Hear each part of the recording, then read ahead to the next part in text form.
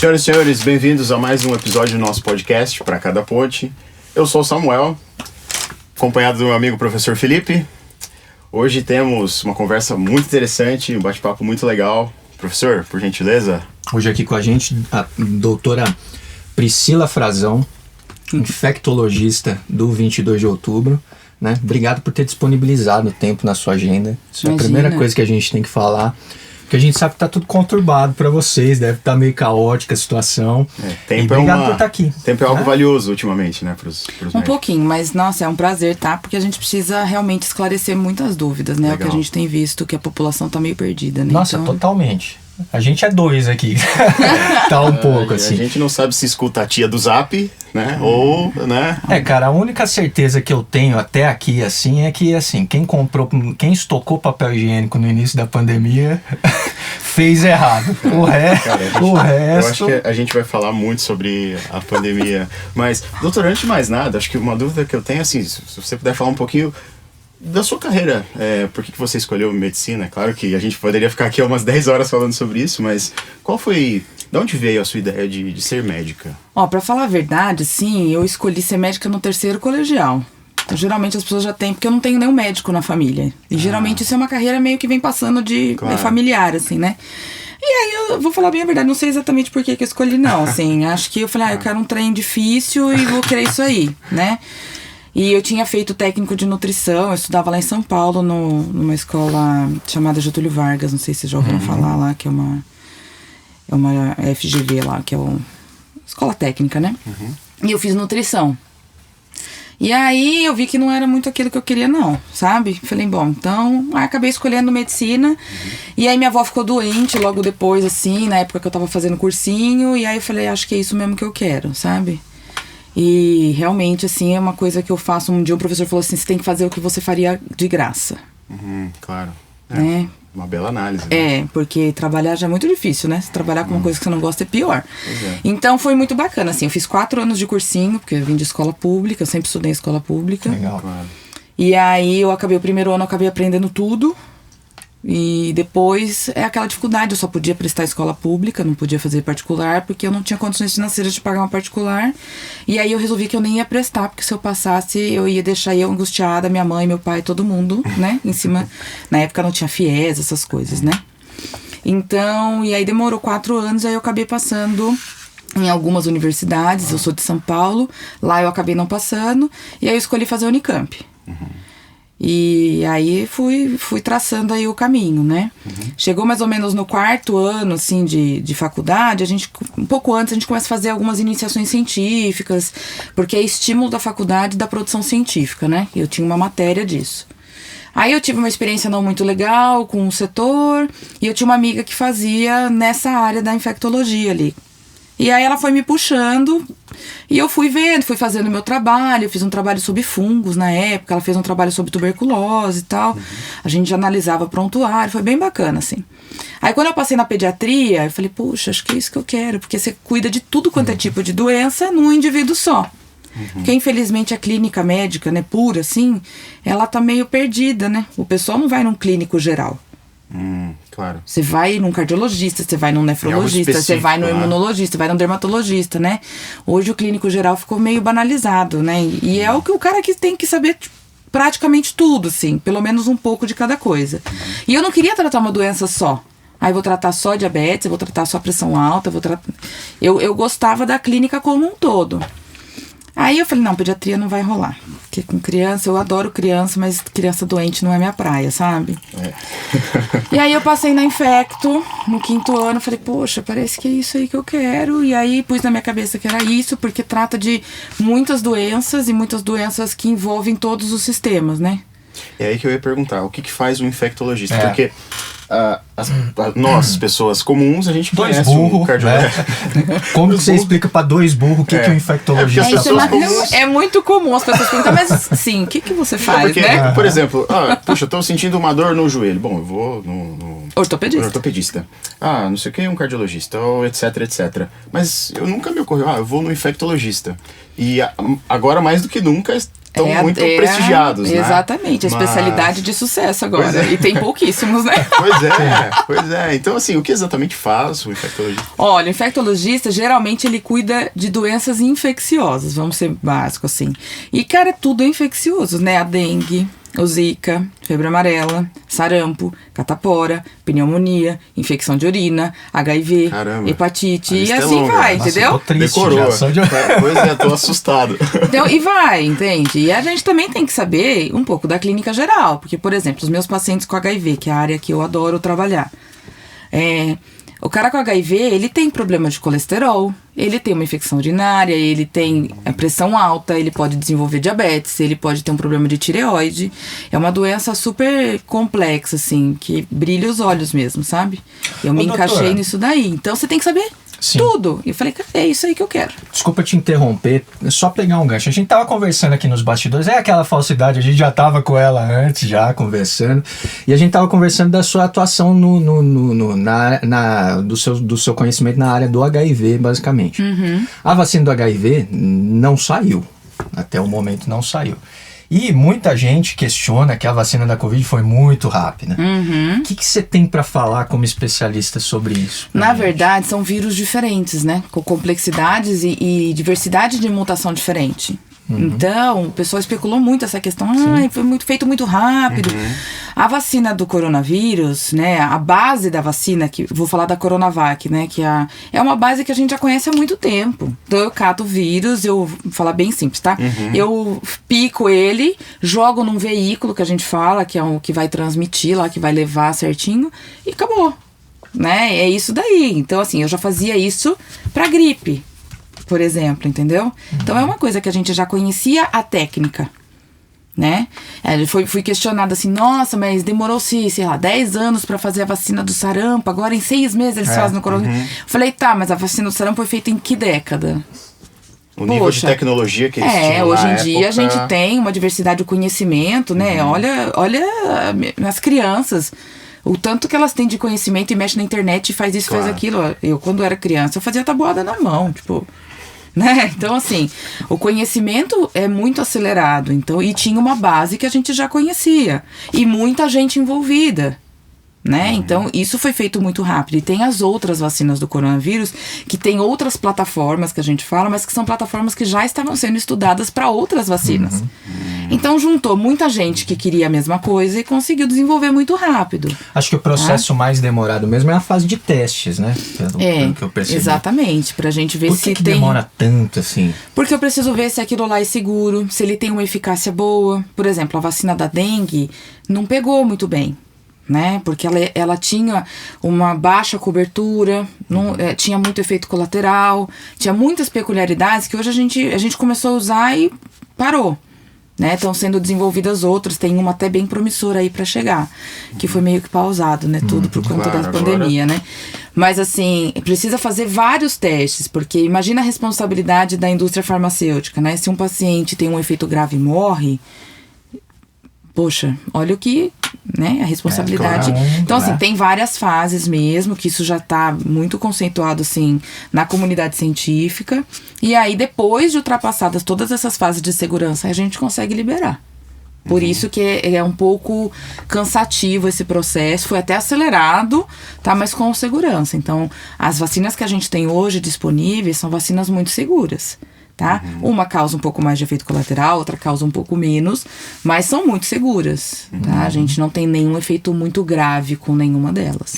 Legal. Tá? Acho que a gente até vai acabar voltando a falar um pouco da vacina, porque a gente tem algumas perguntas do pessoal que mandou pra gente no Instagram e tal, mas eu queria tentar fazer um exercício de voltar um pouco no tempo, fazer um pouco a cronologia do que foi a pandemia, porque, puxa, a gente tá falando, eu não aguento mais ouvir essa palavra pandemia. Já faz aí quase um ano, né? Porque na verdade, a gente começou a ver na TV em 2019, falar lá da China, no finalzinho, né? Lá em dezembro e tal. Mas aí, muito abafado, né? Assim, muito abafado, é verdade. Aí, carnaval no Brasil, fevereiro, ali, aquela coisa toda. Os infectologistas já estavam do tipo, vai dar problema isso. Com certeza. A hora que eu vi a notícia, eu lembro certinho o dia que eu vi, eu sentei no sofá, meu marido fez assim, que cara é essa? Eu falei, teve esse dia, então? Eu falei, vai dar problema isso aqui. Caramba. E assim, foi um sentimento muito ruim, que eu não tive, por exemplo, com H1N1, sabe? Eu falei, isso aqui vai dar problema. Aí, assim, em janeiro eu tinha um protocolo pronto já em Itapira. De como que ia fazer, de como que ia montar, de como, né? Mais ou menos com o que a gente tinha de conhecimento na época. Em fevereiro eu tive um paciente que tinha vindo do Canadá, que a princípio nem tinha chegado aqui ainda, né? Com um pulmão que hoje eu falo, provavelmente era tomado, assim. Você fala, meu Deus, mas ele tava tão bem, ele foi pra lá e voltou desse jeito. O que aconteceu? E na época não tinha o quê? Não tinha teste, não tinha nada, né? A gente não sabia nada da doença. Era tudo muito lá na China. Claro. E a gente sabe que lá é difícil de você obter informações. Então, assim, meio que em 2019 foi um escape, né?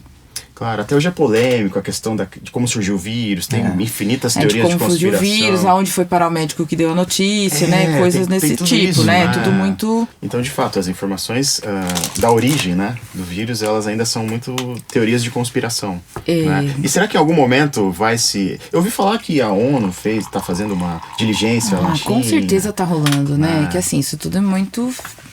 Tem aí tinha uma notícia que há mais ou menos uns 2 anos, agora 3, né, que nós mudamos de ano, já tinha sido alertado o laboratório e o Wuhan que era perigoso, que tinha...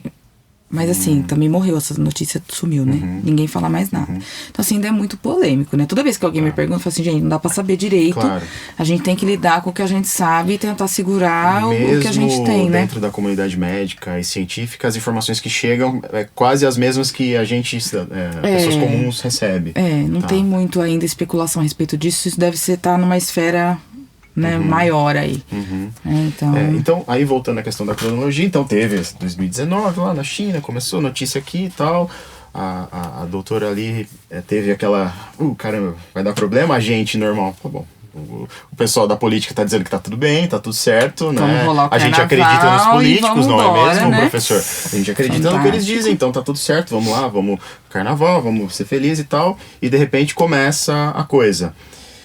E aí, os médicos respiram fundo, infectologistas nos ajudam, onde a gente busca informação, e aí começa todo esse pandemônio. Então, aí começou um caos, né? Porque aí é o que a gente tem questionado muito. Antigamente não tinha o WhatsApp, você não conseguia as informações, não giravam tão rápido igual gira hoje. Então, e as pessoas não acreditavam tanto quanto elas acreditam hoje nessas mídias sociais. Então, por exemplo, qualquer um chega e fala qualquer coisa, ninguém vai confirmar. Aí eu sou o doutor fulano de tal, estudei não sei aonde, e eu acho que tem que tomar álcool gel, porque álcool gel... É isso. O povo acredita. E eu enfrento uma batalha diária ainda pra falar, gente, pelo amor de Deus, isso... Então, assim, as pessoas às vezes questionam o que eu, que estudei, falo, e bate de frente com que o fulano que eles nem sabem. Tem um site lá do CRM, se você entrar e pôr o nome lá da pessoa ou o número de registro, aparece se aquela pessoa existe, entendeu? Essa é uma dica importante. Alguém já foi ver? Ninguém foi ver. É interessante por causa desse ponto mesmo. Por exemplo, você se formou especialista em infectologia, né? Aí aparece um homeopata e fala, trata com farinha. Nada contra a homeopatia, mas assim, poxa, a gente tem que ser um pouco lógico, né? Vamos ter, e assim, como começou a surgir aquela bagunça, vamos usar cloroquina, vamos não sei o quê. Eu travei uma batalha, vocês não têm noção de quantas brigas eu arrumei. De até chegar e falar assim, beleza, você quer dar? Cara, dá, o paciente é seu, você não vem encaminhar ele pra mim. Cada um com a sua responsabilidade, porque assim, eu explicava 200 vezes no dia que não tinha comprovação científica, que não sei o que, que não sei o que. Ué, mas e se daqui 8 meses tiver comprovação científica? Eu falei, então, aí eu tenho respaldo pra usar. Mas e todas as vidas que passaram nesses 8 meses e você não tratou com algo que poderia dar certo? Cara, poderia dar certo, mas eu poderia dar errado, eu poderia matar um monte de gente. E já saíram vários estudos dizendo que a mortalidade é maior quando usa cloroquina. E essa droga ainda tá na cabeça das pessoas. Politizou, é uma discussão que não tem nada. Poxa, tem estudo da USP, tem estudo de um monte de país. Que é uma faculdade mais, sabe? Sim. Conceituada do que a USP. Mas dentro da própria comunidade médica também existiu um pouco dessa politização da coisa. Um pouco? Ideologia. Poxa, muito. Negar a ciência eu acho que é uma coisa estranha de falar. Né? Mas muito. O político tal falou, o político tal não disse e tal. Teve uma época que é assim, olha, eu quero fazer um protocolo e tem que conter a ivermectina. Eu falei, tô fora. Então foram desfeitos grupos que estavam para discutir a respeito do coronavírus, porque eu realmente me neguei. Falei, eu não vou fazer uma coisa que não tem comprovação científica. Poxa, eu vim de uma universidade que é praticamente toda científica. A gente tem que ter um embasamento, porque é a mesma coisa da vacina que a gente estava conversando. Se eu mato alguém, a responsabilidade é minha, fui eu que prescrevi. Aí não adianta falar que o fulano disse que era legal, entende? Então, assim, eu falei, eu sou uma pessoa extremamente chata nesse sentido e eu vou seguir o que a comunidade científica está dizendo. Então, a hora que saiu da dexametasona, que é um corticoide que muda o prognóstico e que muda a mortalidade, poxa, beleza, vamos usar. Ou seja, tem ciência, tem respaldo científico, vamos. Suponho que sim, né? Mas o político falou, tira. É que as pessoas estão muito além também do que é o método científico, né? Elas não compreendem muito bem o que é esse método, a segurança que ele traz. Então fica difícil. Depende da complexidade que é um estudo científico, né? Estudo com certeza. E assim, etc. Mas tem um estudo da ivermectina. Você viu lá o estudo da ivermectina? Eu vi a dose para matar o vírus, mata uma pessoa. A dose in vitro. Então, assim, além de ter o estudo científico, a pessoa tem que saber ler aquilo e interpretar, assim. Não é só ter, porque saíram diversas publicações do Anitta, da ivermectina, da cloroquina, de tudo que vocês possam imaginar. Mas, assim, o que realmente foi um estudo sério, o que realmente foi o resultado, entendeu? O resultado é significativamente fidedigno, bom, entendeu? Então, assim, tem a margem que precisa ter. A gente debate pouco, né? A gente debate um pouco isso dentro da nossa área, que são um pouco das ciências humanas e tal, que é a questão do viés de confirmação. Se eu quiser confirmar que isso é isso, eu vou direcionar a minha pesquisa, eu vou distorcer um pouco a minha população, etc. Dentro da medicina tem um pouco disso também para fazer com isso? certeza. A gente tem um filtro, né? Então as revistas mais conceituadas, né? O JAMA, Science, você tem a Nature, ele tem um filtro, entende? Mas às vezes escapa uma coisinha ou outra, entendeu? A Lancet deixou escapar um tanto quanto nebulosa, depois reviu a posição um pouco depois, né? E assim, são embasamentos que a gente usa o tempo inteiro. Então eu tô em tempo inteiro vendo as publicações do New England, do JAMA, entendeu? Do Up to Date, sabe? Então, assim, pode acontecer um escape, né? Por isso que a gente tem que ter um padrão de leitura ali já meio que treinado para ver se aquilo ali é aquilo mesmo. E as pessoas não entendem isso. Ninguém sabe que isso acontece. Porque se escape acontece numa alçada superior, que é onde estão os cientistas, imagina quando cai no Facebook. Então, né? Aí eu dou essa bagunça toda que a gente está enfrentando agora. E aí entra a polarização política e pronto, aí tá feito, né? O que aconteceu durante esse 1 ano. E o tanto que eu ouvi, imagina, esse vírus não existe. Sim. Você já conheceu alguém, saiu muito no Facebook assim, ó, você já conheceu alguém que morreu? Eu queria morrer eu, né? Porque assim, eu estava ali na linha de frente. O drama das famílias. Famílias inteiras morrendo. O pai, a mãe, a avó, tudo junto. E assim, gente, vocês estão vivendo aonde? Em Nárnia? Da onde é que tá saindo todo mundo? Falei... E era difícil convencer as pessoas, sabe? Mas você sabe que isso é um ponto da região que eu ouvi bastante andando na rua aí, sai aí, ouve de parente, ouve de gente, enfim, você ouve muito aqui, você deve ter ouvido muito, que é a ideia de questionar a própria morte. Falar de que na realidade essas mortes estão sendo catalogadas porque o município recebe repasse do governo. É uma teoria imensa. Vou te falar o que acontece. É isso que eu queria te pedir. Eu queria te pedir para você explicar como é o processo de catalogação de mortes por Covid. A verdade é assim, o que a gente faz, né? Eu até estava gravando um vídeo ontem para tentar esclarecer, mas eu não sou muito boa de gravar vídeos, então assim, né? A gente também não. É o seguinte. Mas nós temos Yuri, o produtor, ali. Então, aí é o seguinte, como a gente está aprendendo sobre o vírus, então, saiu um teste de coronavírus. O teste não era excelente, mas era o que a gente tinha. E aí, junto nesse período, nós fomos aprendendo que tem um padrão de tomografia, que você tem alguns sintomas que chamam, você tem o padrão epidemiológico. Então, assim, a mãe e o filho com coronavírus. E aí o marido começa a espirrar, o exame dele veio negativo. Você tá de brincadeira que você acha que não é a mesma coisa? Pô, os caras estão vivendo junto. Então, ao longo do tempo, nós fomos vendo alguns padrões. E foi muito jogado aí pra população. Exame negativo é negativo. Não é. Tem paciente meu que demora 5 exames para vir positivo. Por quê? Porque tem a técnica de coleta, tem o armazenamento, tem o tempo de coleta. Então, do 3º ao 5º dia a gente colhe um exame, depois do 10º dia a gente colhe outro. Nessa janela do 7º ao 10 a gente faz o quê? Colhe os 2 às vezes, porque passou do tempo de um, mas ainda não chegou no tempo do outro. Aí você junta a tomografia. Então, o que acontecia? Meu parente morreu do quê? Seu parente morreu de coronavírus. Tá, mas por que não tá escrito no atestado de óbito que é coronavírus? Tá escrito que é suspeita.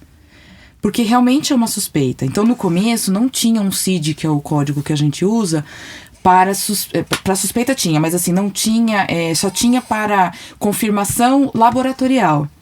Não tinha, assim, a confirmação clínica epidemiológica. Hoje a gente tem um CID para isso. Por quê? Porque às vezes o exame vem negativo, mas eu já tô tão habituada a ver aquilo que eu tenho certeza que a evolução é aquela, a tomografia é aquela, a história clínica é aquela, então é aquela. Mas tem paciente, por exemplo, que está com coronavírus, que passa o tempo de transmissão e morre por um infarto. Então, foi uma consequência? Provavelmente sim, porque ele ainda estava internado. Então, a causa primária, né, a causa base, vamos dizer assim, foi a doença coronavírus. Mas aí ele infartou, então ele morreu porque o coração parou. Mas isso tudo foi desencadeado por um negócio aqui. E aí, no começo, tinha essa especulação também, porque os municípios receberam mesmo uma verba. Tá? Então, criou-se mais uma vez uma politização de que a gente estava colocando tudo como sendo coronavírus para vir mais dinheiro. E, na verdade, não era para vir mais dinheiro, porque o dinheiro já vinha fixo de acordo com leitos que eu tinha disponibilizados para aquilo. Legal. Tá? Então, houve mesmo uma politização. E aí, o que acontece? Quando o paciente morre de coronavírus, ele não pode ter velório. Claro, ele não pode ter, a família não pode ver. Eu tenho que fazer todo um procedimento com o corpo que é embalado de uma forma correta. Então, assim, poxa, eu não vou poder ver lá o meu ente querido, mas já tá morto, tá? Mas tá morto, mas transmite, né? E a gente foi vendo que antes era assim, não importava, fazer 3 meses que o paciente estava internado, era coronavírus, tinha que fazer esse procedimento. Hoje a gente sabe que não é assim. Hoje ele está internado, passou 20 dias, a gente tirou ele do isolamento respiratório, que a gente diz. Se ele falecer, ele pode ter o velório. Se for antes desse tempo, não pode. Não pode. Porque acho que eu talvez ainda essa tenho sensação ruim das famílias que fortaleceu esse sentimento de fake news, né? De propagar isso, né? Essa revolta. Então, mas aí voltando à questão da cronologia, né? Aí, março, eu me lembro que foi perto do meu aniversário, fecha tudo. Aí virou, né, a situação que a gente tá quase ainda. Foi bem passar o carnaval assim, fechou, né? Fecha. Por que será, né? Bom, enfim. Fecha tudo. Aí, não precisa usar máscara. Álcool em gel pra todo lado. E aí começou a teoria de produto de não sei o que. Você tem que passar na cabeça, no pé. E aí vai, fake news, blá blá blá. Usa máscara, não usa máscara. Começou todas essas coisas. O que realmente funciona ou funcionou dessas... Por exemplo, o álcool em gel a gente sabe que funciona. O infectologista já ama o álcool em gel, né? Então, assim, o lema do infectologista é lave suas mãos, porque ela evita 95% das infecções hospitalares. Então, isso já é um dogma nosso, né? A gente fala de higienização de mãos desde quando eu me entendo por gente, assim. Então, o álcool gel já estava muito na nossa prática, né? Mas a gente ainda tem uma resistência muito grande, não só das pessoas em geral, mas da comunidade médica mesmo, de entender que os micro-organismos são microscópicos. Não, assim, mas minha mão tá limpa. Entendeu? Tem um dinossauro andando do seu lado. Não, minha mão tá limpa, cara. Não preciso higienizar o meu estetoscópio. Né? Tipo, não tá sujo, não tem sangue, não tem nada. E aí você tem uma transmissão cruzada de micro-organismos. Isso já era um problema enorme aqui no Brasil e em outros lugares do mundo também. Com os germes multiresistentes. Lembra da época da Klebsiella multiresistente, que ninguém conseguia tratar? Era superbactéria, vocês devem ter ouvido da superbactéria, é esse bicho aí, entendeu? Por quê? Porque a gente já não tinha drogas tão eficientes para tratar esse bicho com essa mutação. Ela adquiriu uma resistência tamanha que... bruta, e isso ainda é um problema de saúde pública enorme. E nisso a gente evita como? Higienizando as mãos, higienizando os aparelhos, né? Os fomos colocando em isolamento, muito disso a gente continuou usando, então isso já era muito da prática, né? E aí a questão das máscaras. Então, assim, o álcool gel está super conceituado. Só que não adianta eu passar álcool gel com esse monte de anel no dedo, porque aí o micro-organismo fica aqui por baixo. Então tem essa... Tô dizendo em âmbito hospitalar, tá? Né? Então, também tem essa questão. Aí a questão das máscaras, né? Evita.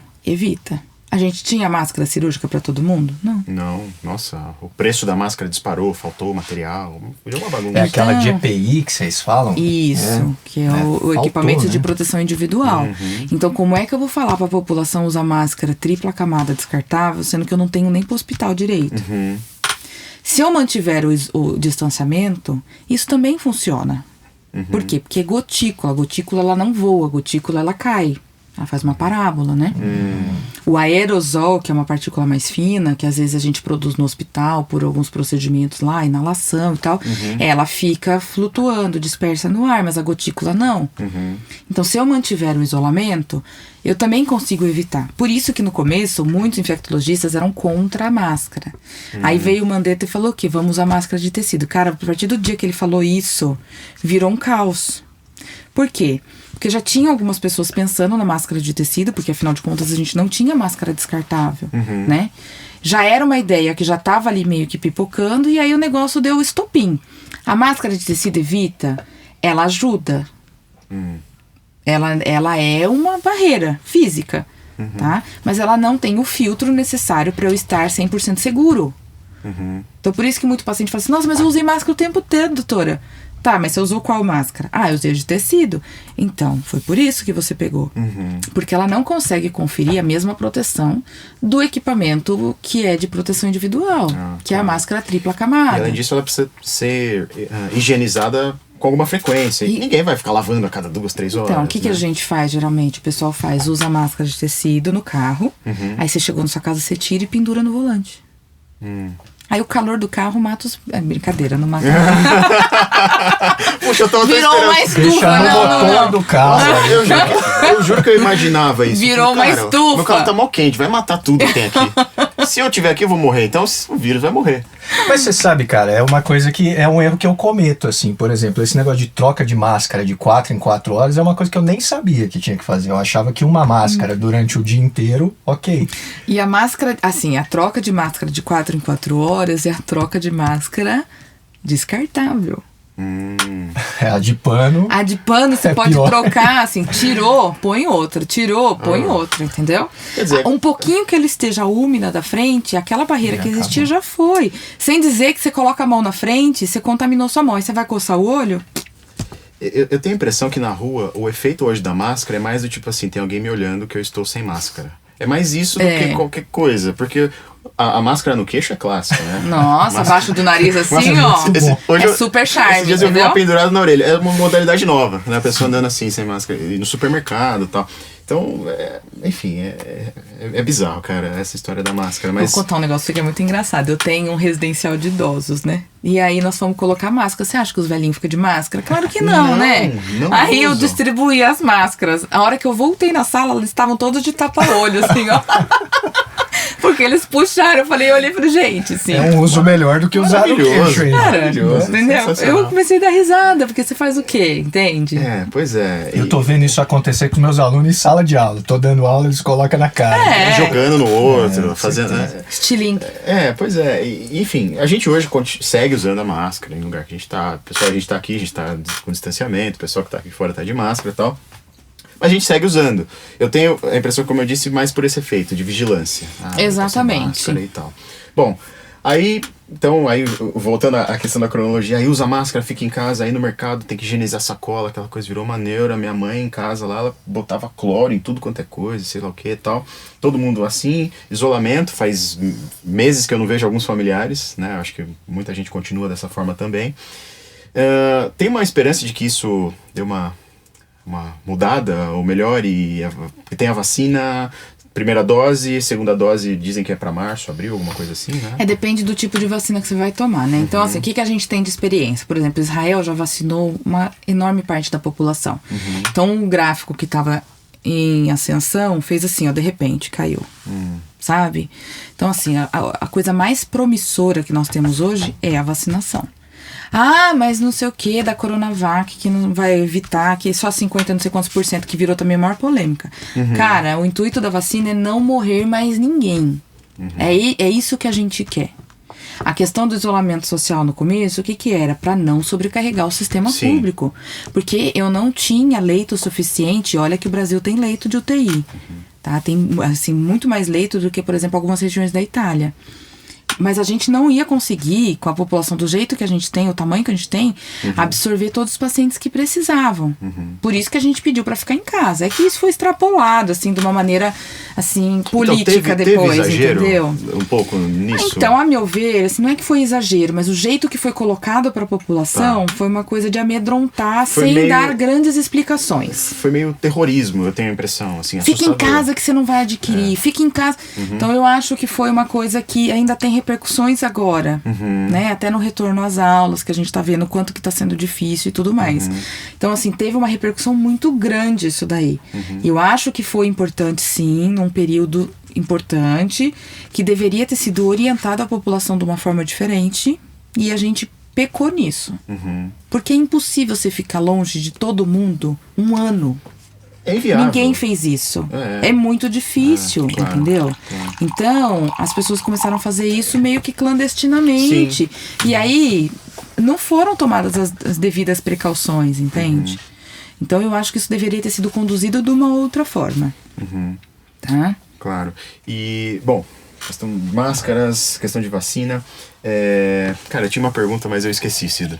Era uma pergunta muito boa, cara. Não, eu acho que a discussão que ela traz assim é benéfica no sentido de esclarecer algumas coisas. Por exemplo, eu não sabia desse lance do spray, da gotícula que cai, nem nada disso, dessas maneiras de proteção. Você tem mais alguma coisa que a comunidade médica avançou no sentido de compreender sobre as formas de transmissão do vírus e que a gente não... ainda não está aplicando na realidade? Assim? Não, na verdade a gente ainda encara como sendo um vírus de transmissão com gotículas, tá? Qual que é a grande questão? É até por conta do uso da máscara. A gotícula, ela tem um alcance, como eu disse. Então, por exemplo, caiu aqui nessa superfície. Aí eu passo a mão aqui, porque a gente tá conversando, tal. E aí eu coço o olho, porque a gente coça o olho inúmeras vezes. A gente nem tem noção do quanto que a gente coça o olho, passa a mão no rosto e tudo mais. E isso também pode ser um método de inoculação, por conta da mucosa. Então, o grande problema é o quê? Mão e face. É esse que é o grande problema. De eu levar a mão na boca, de eu levar a mão no olho, entendeu? Né, das crianças, às vezes, porque não tem muito esse controle. Então, doutora, aí nesse sentido é uma coisa que me chama um pouco de atenção. Esses dias você deve estar sabendo do lance de Campinas, a reabertura das escolas, um monte de funcionário infectado. Mas por que eles se infectaram? Então, eu queria entender melhor. Rolou uma festinha, né? Ah, Opa, foi descoberto já. Não sabia. Por quê? Porque esse negócio do retorno às aulas tava uma bagunça, entendeu? Então, assim, muita gente não queria que voltasse, muita gente que queria. A maior parte dos países do mundo já voltou e faz muito tempo. E a gente não escuta que teve grandes surtos na França, na Alemanha, nos Estados Unidos, certo? Então, assim, a gente tem que desmistificar, acho que um pouco isso é um ponto muito importante. As crianças, a meu ver, foram uma população que sofreu demais. Por quê? Porque ninguém explicou direito para elas o que estava acontecendo, né? Todo mundo ficou nervoso. Elas ficaram trancadas dentro de casa, com esse ensino online que a gente não tinha bem estruturado aqui no Brasil e ainda não tem. Os professores adoram. Né? As crianças também, né? Elas assistem aula de ponta cabeça, né? Plantando bananeira. E elas perderam muito. Eu acho, a meu ver, assim, as escolas particulares tiveram sim perdas, mas a escola pública, o quanto de criança que ficou em estado de vulnerabilidade, sabe? Que passou outras necessidades, porque a gente sabe que no Brasil a escola não é só ensino, né? A escola tem muita coisa envolvida. Exatamente. E assim, os pais invariavelmente tinham que sair para trabalhar. E essas crianças ficavam com quem? Ou com seus irmãos mais velhos, ou com seus avós. E quem que a gente queria evitar que não pegasse coronavírus? O avô. Então, assim, ficou muito incoerente. E aí, o que acontece? Ainda tem muito a ser estudado essa questão das transmissões. Então, o que a gente sabe? Quem transmite menos é quem tem menos sintomas. E as crianças têm poucos sintomas. Então, o poder de transmissão delas é menor do que dos adultos. Mesmo elas sendo mais desregradas, de abraçar, de pôr a mão, não sei o quê, elas transmitem muito menos. Então, se a gente for levar ferro e fogo, é muito mais seguro elas voltarem do que elas ficarem em casa transitando. Vou dar um exemplo simples, tá? Quantos grupos eu vi de crianças brincando juntos com recreação e tudo mais? Por quê? Porque elas não aguentavam. Minha filha fez amizade com um manequim o dia que eu levei ela na loja. Poxa, que judiação. Fiquei com dó. Falei, filha, Claro. mãe, bate uma foto. Eu tive que bater uma foto dela do lado do manequim. Ela deu a mão e tal. Eu queria pegar um gancho interessante, porque assim, tava falando da transmissibilidade das crianças, que é menor, é isso? É menor. Mas existe a transmissibilidade e a mortalidade. Os idosos, eles têm maior mortalidade. Sim. E também transmissibilidade? Ou os adultos? Como é Na que é essa verdade, os questão por faixa adultos etária? transmitem mais. Os adultos E os transmitem idosos mais. morrem mais. Tá? Tá. Então, a faixa, especialmente, assim, a partir de 80 anos, tem uma taxa de mortalidade muito alta. Tanto é que eles foram priorizados, né? Prioridade da prioridade. Porque agora tem 300 prioridades, mas a prioridade da prioridade são eles. E Né? o que entra como grupo de risco nessa situação que pode, por exemplo, afastar, tem que ficar em Olha, isolamento? Grupo de risco que a gente tem muito bem assim, estabelecido, idosos. Principalmente os maiores de 70 anos, tá? Que a gente vê maior mortalidade. Aí depois vem os cardiopatas e os diabéticos descompensados. Então são os grupos de risco mais assim, que a gente tem visto com pior prognóstico. Além desses que a gente não tinha estipulado como grupo de risco, que eu particularmente tenho visto muito, os obesos. E aí os obesos não tem nenhuma faixa etária. Então eu tenho Claro. obeso jovem, que tá muito grave, que chega muito grave. Então os obesos mórbidos, né, tem um desfecho muito ruim. Isso é uma impressão que a comunidade científica tem, mas a gente nem conseguiu colocar eles direito ainda como lista de prioridades, entendeu? Então, os obesos são os jovens mais E esse preocupantes. dos obesos depois de um processo de intubação ou não necessariamente? Ele Não morre às vezes necessariamente. antes de chegar a ser intubado. Ele já tem uma... Eles chegam com um comprometimento pulmonar e inflamatório muito grande. Ah, ok. Então, e aí tudo fica mais difícil. Claro. Porque você vai passar esse paciente, né, por um processo de intubação. Primeiro que assim, eu precisava fazer uma tomografia. Se o paciente tiver mais que 150 quilos, ele não cabe nas máquinas convencionais. Então eu já não consigo avaliar esse pulmão do jeito que eu deveria avaliar. Né? Entendi. A gente fica com raio-x, que é uma técnica boa para outras coisas, mas para coronavírus ele é meio vendido, assim, não dá muito bem. Mas fica porque é o que a gente tem para esse grupo. Depois ele vai sofrer o processo da intubação, se realmente ele precisar, né? Ele já tem uma restrição de caixa torácica muito grande, né? Por conta do peso e por conta, às vezes, de cronicamente ele ser um respirador oral, ele ter apneia obstrutiva do sono. Então ele já tem um comprometimento pulmonar e cardíaco um pouco maior. Além dele já ser um paciente inflamado, que a gente disse, por conta da obesidade. Muito provavelmente ele tem resistência à insulina, ele tem hipertensão por conta da obesidade. Então assim, é um paciente muito mais complexo. Aí tá bom, eu coloco ele na ventilação, o procedimento às vezes já é um pouco mais difícil por conta fisicamente dele mesmo. Colocou, foi tranquilo. A máquina para ventilá-lo também tem que ser uma máquina mais potente. Porque eu preciso gerar um volume dentro do pulmão, que dependendo do ventilador que eu uso, eu não consigo gerar. Caramba, Aí, uma às vezes, série eu de preciso detalhes. virar ele de bruço, que é aquela posição prona que hoje em dia Sim. todo mundo fala, né? Sim. É muito complexo eu virar um paciente entubado, obeso desse tanto, em prona. Né? Então, assim, são vários pormenores, entende? Então, o prognóstico deles é um pouco mais reservado, assim, tá? Eu me lembrei Não que que eu ia não tenham comentar. pacientes que não saiam, muito pelo contrário, tem pacientes Claro. que evoluem bem, tá? Claro.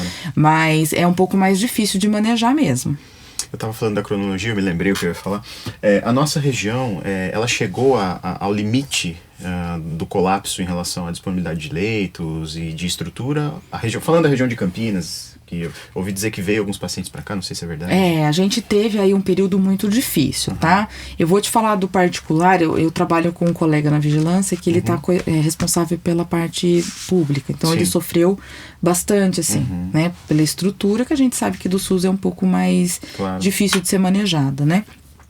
Mas, querendo ou não, a gente conseguiu se ajudar, porque como a cidade é uma cidade menor e a micro-região também é amiga, é parceira, então a gente consegue fazer esse intercâmbio, às vezes, de pacientes, tá? Então, por exemplo, lá no 22 de outubro, a gente já estava, por exemplo, com a lotação máxima de pacientes entubados, mas a gente conseguia dar um jeito.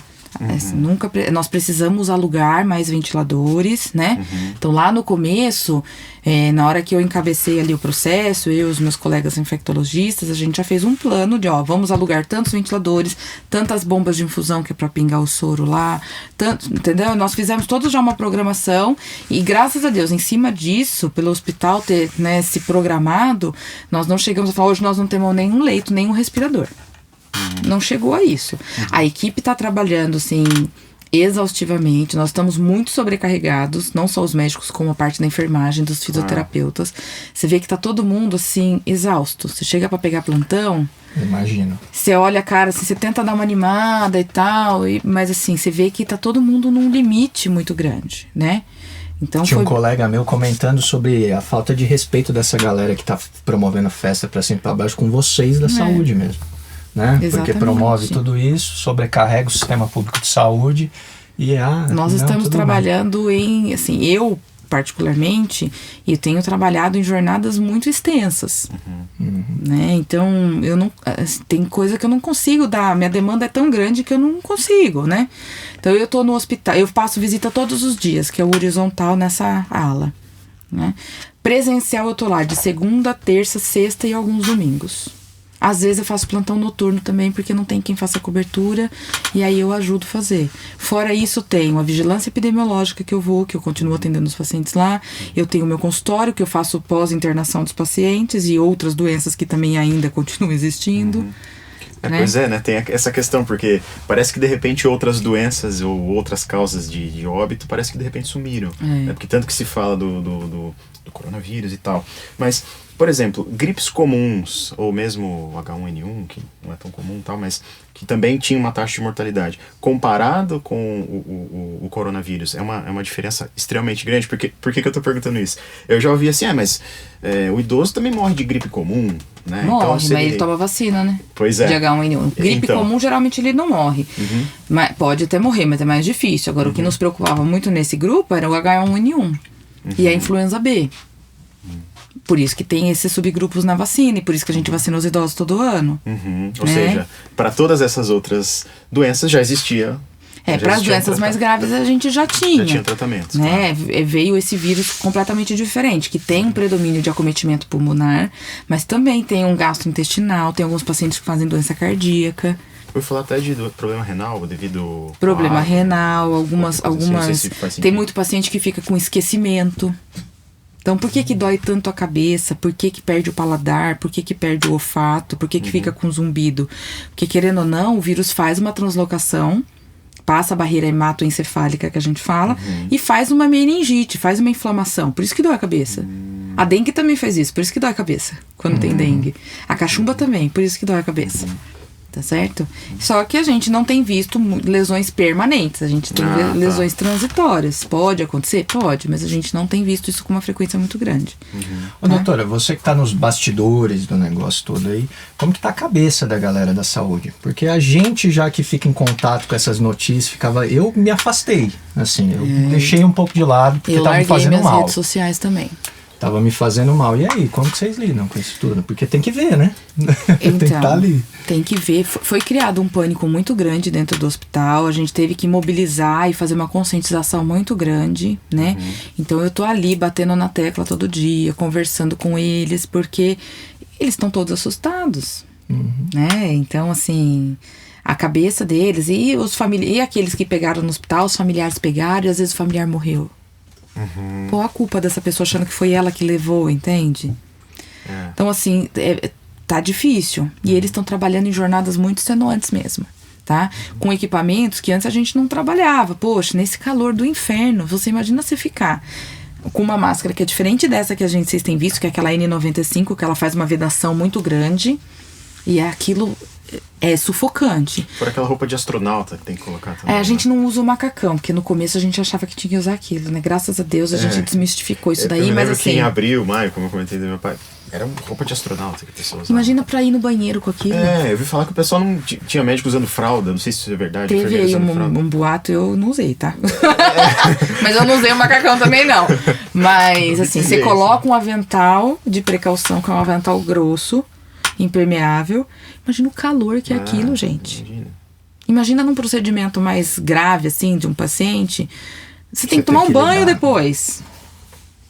Limita Porque, movimento, deve ser uma desgraça. Não, né? limita movimento. Às vezes, na hora, escapa um tubo do ventilador, joga aquele ar na sua cara.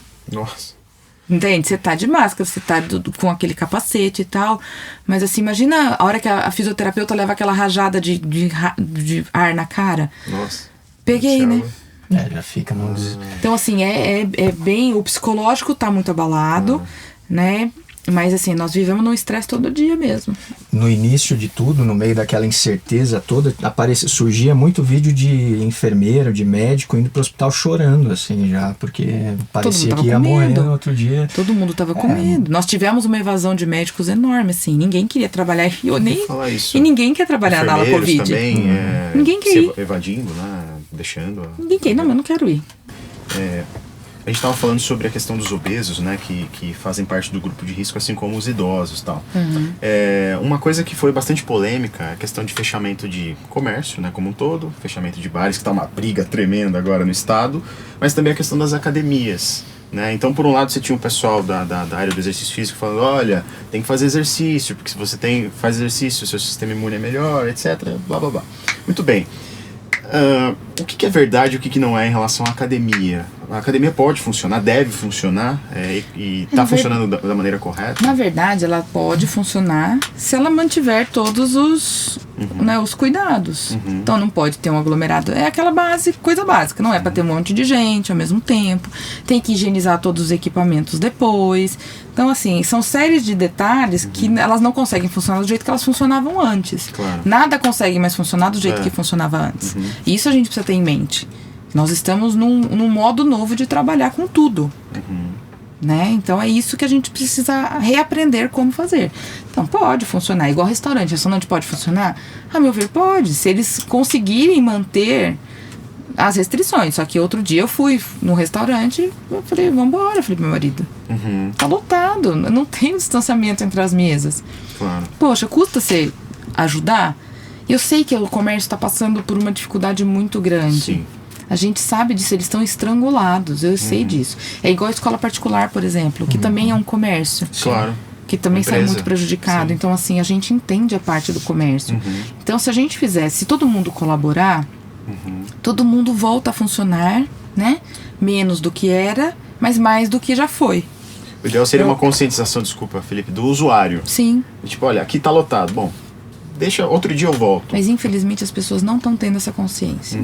Porque faz sentido a questão de limitar o horário, porque assim, eu não sei fazer conta direito, mas se você limita o horário, teoricamente todo mundo vai naquele horário. Exatamente. Então, se você expande o horário, eu tenho a opção de, às 9 tá cheio, então eu vou às 10. Então, faz mas sentido isso? Mesmo a prefeitura daqui, a gente tem muito isso como consenso, que pra gente não precisaria limitar o horário. Pois é, mas... Mas isso é uma recomendação de um nível superior, entendeu? Claro, do nível estadual, e assim...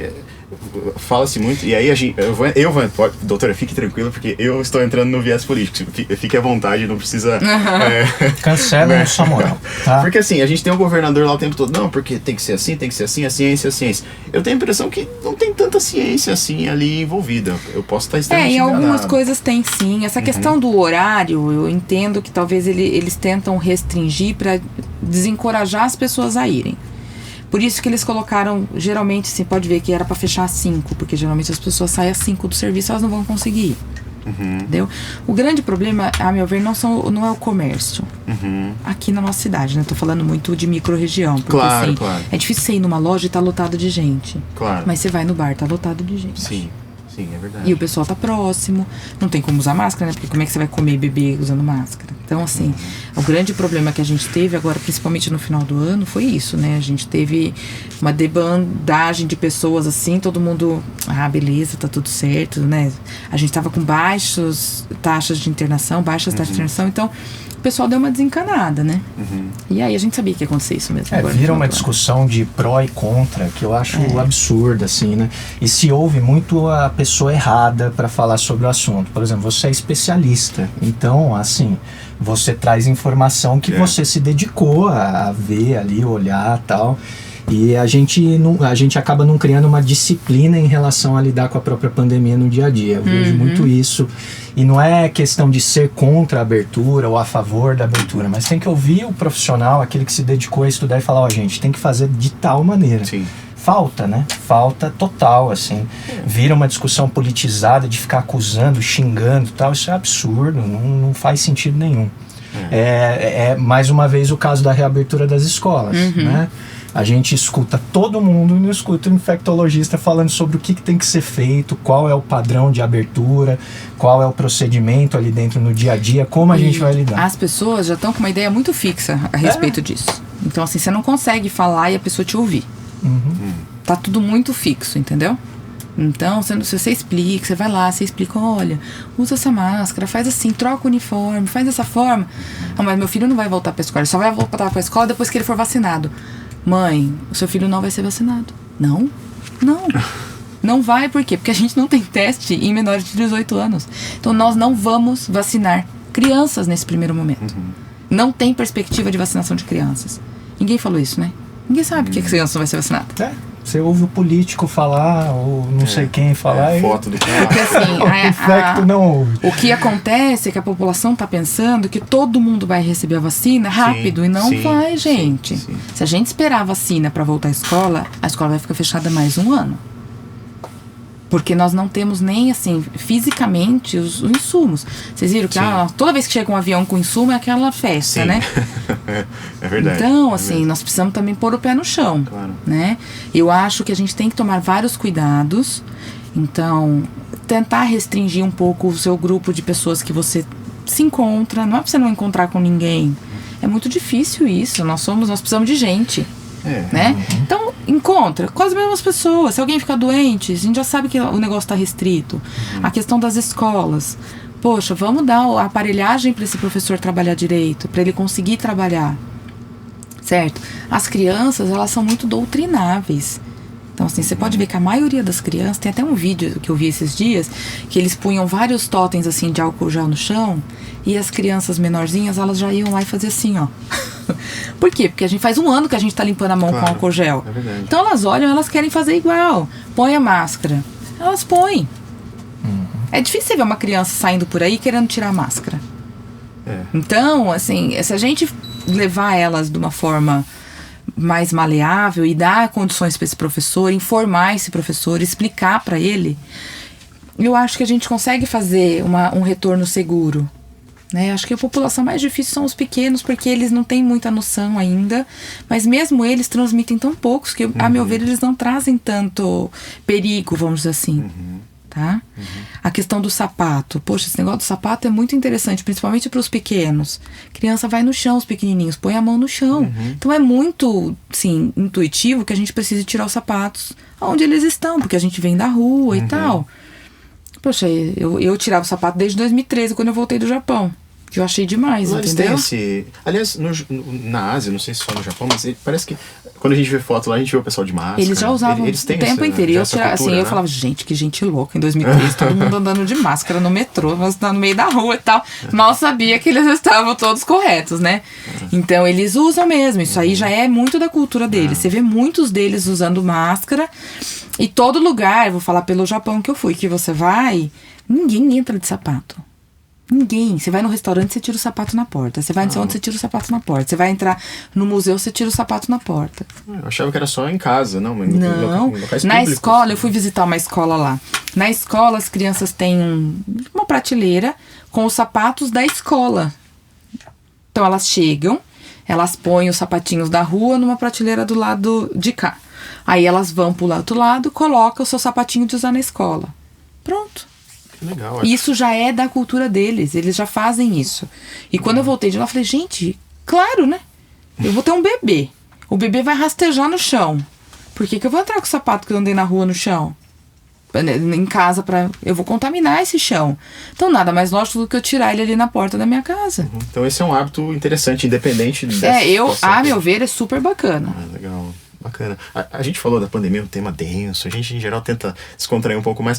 Como que foi a tua experiência no Japão? Que eu acho que você comentou que você foi para estudar no Japão. Eu era residente ainda e tinha um programa, né, que os residentes iam. É uma instituição lá chamada JICA, que eles pegam países subdesenvolvidos e fazem um treinamento em várias áreas. Então não tem só de médico, né? Tinha por exemplo, coleta reciclável, tinha várias coisas. E eles têm os centros de treinamento. Então eu ganhei esse curso lá, integralmente. Passagem, hospedagem, alimentação, tudo. E foi muito, eu fiquei um mês lá, foi muito bacana, assim. Eu morro de medo de andar de avião, né?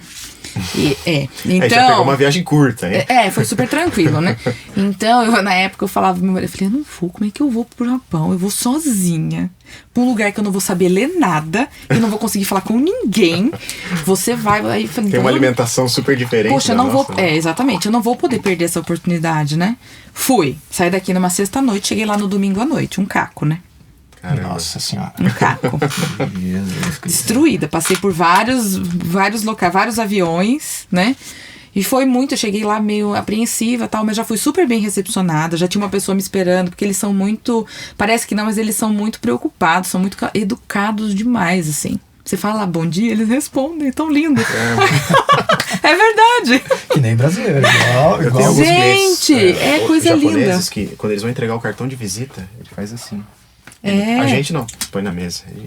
E pra receber, você tem que receber assim, senão... Exato, a recepção, senão é uma grosseria. É. Então você recebe assim. Senão você faz a melhor proposta do mundo, ele olha pra você e recusa. E um detalhe, você tem que pegar o cartão e ler. Tipo, é o bom dia, né?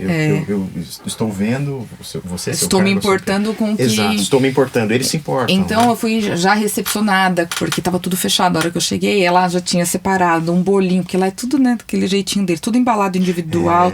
Você vai lá, você compra uma banana, não é igual aqui que você compra a dúzia, né? Então foi um aprendizado muito bacana, assim, sabe? Legal. E eu fiquei com esse grupo de pessoas, né, que eram em sua maioria africanos. Então tinha uma moça de Moçambique que falava português, eu já fiquei legal. um pouco mais. E aí nós passeamos bastante, tivemos aulas super interessantes, sabe? Foi muito legal, um lugar maravilhoso, que eu não imaginei que eu ia gostar tanto, assim. Eu um dia me perdi lá, né? A pessoa não sabia ler placa, né? E eu fui fuçar lá no meio do centro da cidade, que eu queria achar uma lojinha lá pra comprar tranqueira. E eu falei, como é que eu vou voltar agora? Eu andava com um mapa, mas eu não consegui. Aí eu parei numa loja e o moço não entendia o que eu falava. Porque eles falam inglês, mas não assim, em qualquer lugar que nem você imagina, né? Aí ele ficou olhando pra mim com aquela carinha, né? Aí ele fez assim, foi lá, pegou o tablet. Aí ele colocou no Google Tradutor pra eu escrever e ele entendeu o que eu tava escrevendo. Olha que bacana. Igual brasileiro. Aí eu fiquei olhando aquilo e falei assim, Igual ele brasileiro. fechou a lojinha e me levou até um pedaço, ó, daqui, aí eu já sabia onde era. Falei, cara, olha que bacana. Então, bom, pessoal, as perguntas que o pessoal mandou no Instagram, a gente foi fazendo aí meio que junto com o bate-papo, tá? Então, se a gente esquecer de alguma, me desculpem, pessoal. A gente acabou, eu nem escrevi, né? Eu nem registrei, mas a gente foi fazendo. Uma delas, quem já teve o corona, né, o Covid e tal, e eventualmente tiver na lista das pessoas que vai ser vacinado, precisa ser vacinado ou deve ser vacinado? Quem já teve? Deve ser vacinado, porque assim, a imunidade que a gente adquire com a doença é muito variável de pessoa para pessoa. Então pode ser que eu adquira e fique 6 meses imunizado e você adquire e fique 1 semana. Ah, entendi. Então a gente não tem não é igual, por exemplo, você pegou catapora, você nunca mais pega catapora, tá? Então é para ser vacinado e a gente não sabe exatamente como vai ser essa revacinação, se vai existir ano que vem, mas provavelmente tudo indica que será anual como a da gripe. Ah, olha só. Tá? Por conta das mutações virais e tal, então provavelmente vai ser anual como a da gripe, tá? Entendi. Existe algum perigo, doutora, por exemplo, dessas mutações que estão surgindo nos últimos tempos, aí a vacina não funcionar contra elas? Por enquanto não. Não? A gente ainda não tem uma circulação muito grande disso daí, tá? E as vacinas continuam sendo seguras, não tem um escape ainda por conta desse que apareceu. Isso vai aparecer, porque os vírus, eles vão tentar, eles são parasitas intracelulares, então qual que é o objetivo? Dele ficar dentro da sua célula, né? Então se ele não consegue mais tá vacinado, então já pegou a doença, ele bate aqui não transmite, ele vai fazer uma pequena mutação para conseguir reinfectar a pessoa. Isso é comum acontecer, né? Então... E existe alguma outra no radar ali escondido dos médicos, onde só eles acessam, sinal de alguma outra possível pandemia? Porque a gente teve na história, como chama aquela gripe, como é? Espanhola. Gripe espanhola, que o pessoal fala como que foi e tal, comenta, né? E agora teve essa. Por que acontecem as pandemias e dá pra prever? É possível? Então, eles dizem que a cada década tem uma pandemia, né? Então, de agora Mas de agora valeu por, aliás, algumas décadas, né? Que inferno, mas assim, é difícil a gente prever próximos. Nós temos doenças muito graves, né? Então, teve um tempo aí do ebola, não sei se vocês lembram, que ficou todo mundo... Poxa, ebola é endêmico lá da África, né? Morre-se muito por causa disso. Só que como é um problema muito da África, a gente fala pouco, né? Claro. Mas a gente de tempos em tempos tem pandemia, né? No passado muito distante aí, a gente teve um surto de tifo em Atenas e matou geral, assim, febre tifoide. Doutora, aí nesse sentido assim da vacinação, a vacina, eu particularmente noto que ela tá numa linha aí meio confusa, tendo entre liberdade, exercício de liberdade e dever de cidadão, se vacinar ou não. O que você tem para falar para essa galera que tá colocando a vacina em xeque aí? Então, tem muita teoria da conspiração com a vacina também, né? Essa que é a grande questão, como tudo que envolveu essa pandemia, né? Então, o que eu posso dizer? Eu já fui vacinada, estou aqui viva, plena, tá tudo certo, entendeu? Então, assim, é um mecanismo que nós temos de conter essa pandemia. É o que a gente tem hoje em dia, tá? A ciência não ia colocar ninguém em risco nesse sentido. Então, as vacinas são seguras, tanto a Coronavac, que tanto se falou, que era uma vacina da China, não sei o que, vai começar a ser produzida aqui no Brasil, pelo Instituto Butantan, que é um instituto super renomado. É muito importante que você se vacine, tá? Não tem a longo prazo um efeito colateral, a gente pode ficar tranquilo, porque isso foi bem estudado, certo? Então, o que a gente tem hoje? A da AstraZeneca, né? Que é a de Oxford, que já chegou aí uma leva, e tem a Coronavac, é isso que nós vamos ter. Então, assim, se você tem a oportunidade, tem tanta gente que precisa, se você pode, né, contribuir com a população em tomar e aí você não transmitir para mais ninguém, eu acho que é mais do que obrigação nossa de fazer. Eu entendo que tem muita gente ainda com muitas dúvidas, justamente por conta de tudo que nós estamos vivendo, desse terror, né, das mídias e tudo, mas assim, seguramente é uma coisa que vai nos ajudar demais. A gente vai conseguir vencer isso com a vacinação. Como nós vencemos o sarampo, como nós vencemos outras doenças. Tá? Então, o meio que a gente tem para isso agora é a vacinação. Legal. É importantíssimo que as pessoas se conscientizem. Não é que é uma obrigatoriedade, mas assim, vamos pensar no coletivo e não mais só no individual. Né? Eu acho que a gente já passou um pouco por esse tema, mas eu me lembrei de uma pergunta que foi feita também.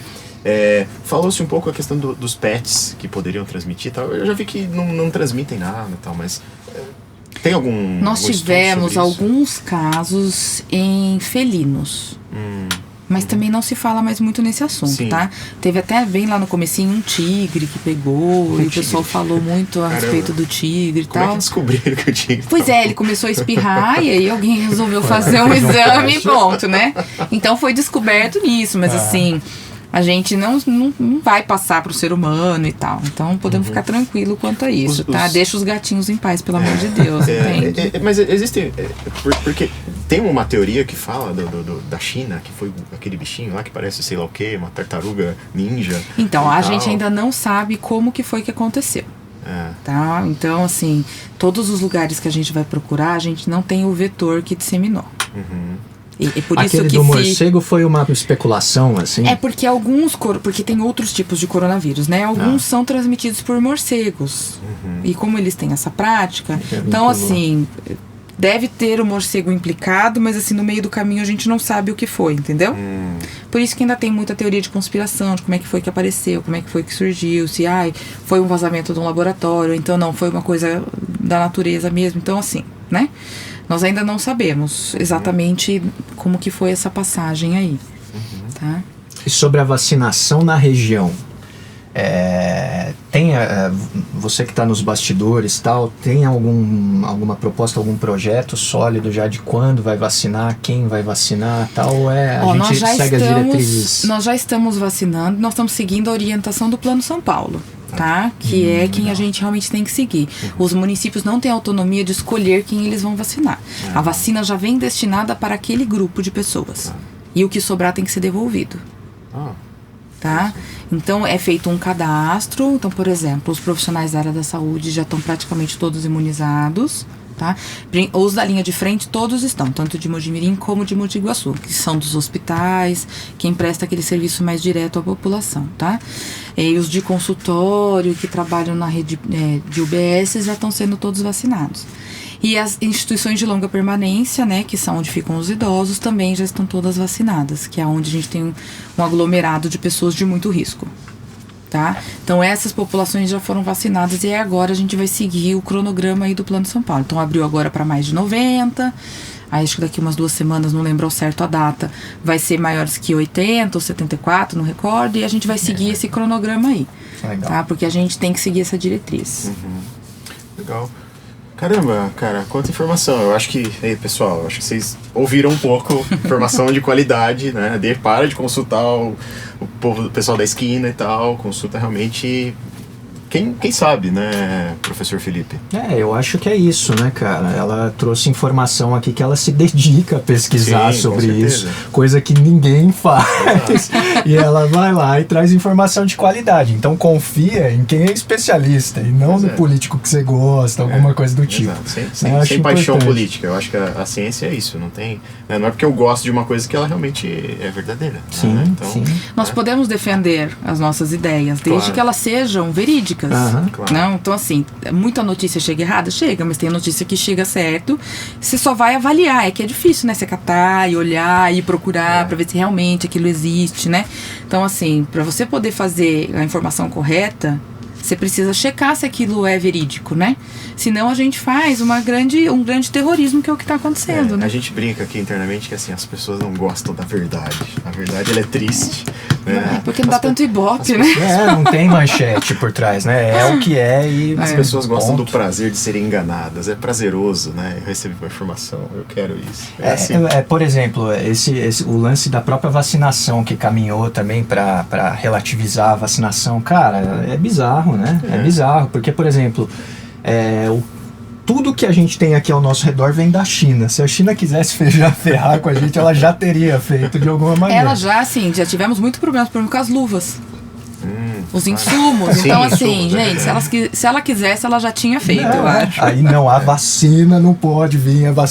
Fala tomara assim, que não queira. Aliás, tomara que ninguém queira ferrar ninguém. Vamos tocar o barco. Doutora, bom, acho que é isso. É isso, a gente agradece muito. Eu que agradeço, foi muito bacana o bate-papo. Muito legal mesmo. Muito legal. Você esclareceu muita coisa pra região. Que legal, que bom. Tá? Com certeza. Vamos disseminar essa informação aí. Porque... Esperamos recebê-la numa próxima ocasião, sem pandemia.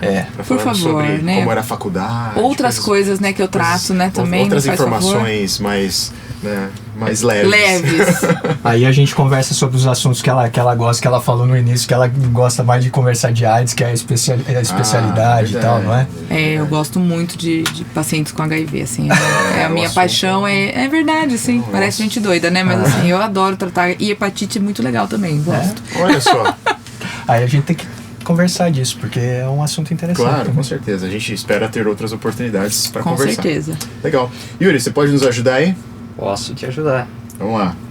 Só complementando a arte de ser enganado, é mais fácil enganar alguém do que convencer ele que foi enganado. Né? É o que dizem. É verdade. É o que dizem. O Yuri é o nosso poeta.